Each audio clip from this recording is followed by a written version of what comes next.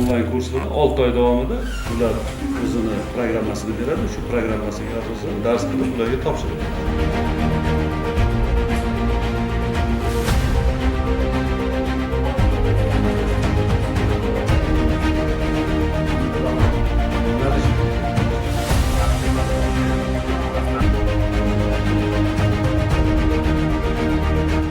Ma'lumki, davlat organlari faoliyatining ochiqligi va aholi bilan bevosita muloqotni yo'lga qo'yish bugungi kun talabi hisoblanadi.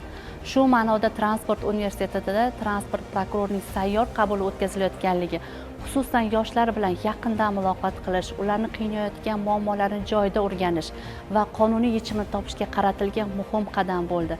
Bugungi kunda sayyor qabul davomida talabalar, professor o'qituvchilar hamda universitet xodimlari tomonidan transport sohasiga oid qonunchilik, mehnat munosabatlari, ta'lim jarayoni, xavfsizlik masalalari va boshqa dolzarb yo'nalishlar bo'yicha murojaatlar bildirildi. Har bir murojaat diqqat bilan tinglanib, tegishli huquqiy tushuntirishlar berildi.